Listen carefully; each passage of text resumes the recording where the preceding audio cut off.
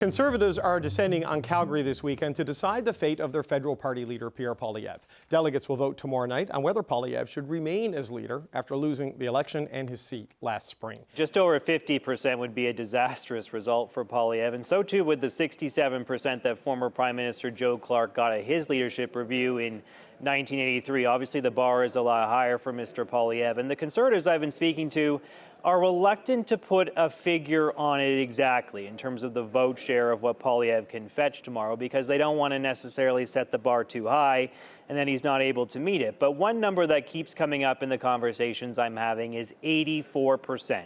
David, you'll know that's exactly the figure that Stephen Harper got during his leadership review in 2005 after he lost his first election to a Liberal Prime Minister, Paul Martin. And so a lot of folks are saying that's probably the benchmark that Poilievre needs to meet if he wants to keep the naysayers at bay. And the people around Poilievre are quite confident that he will be able to get things to go his way, and that when people do go into that voting booth tomorrow to have their say, that they will overwhelmingly endorse Pierre Poilievre to continue to stay on as leader.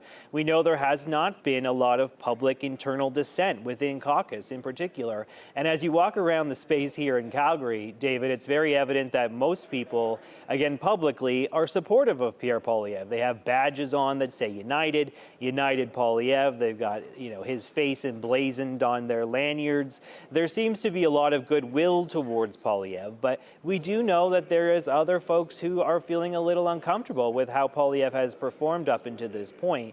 And so really, I think what is noteworthy is that Poilievre is not leaving anything to chance. He has been calling delegates for weeks. He has been going and dropping into ridings across the country to make the case for why he should stay on as leader. He knows that there is a lot on the line with this vote, and if the margin is not good enough, there will be rumblings about whether he's good enough to stay on.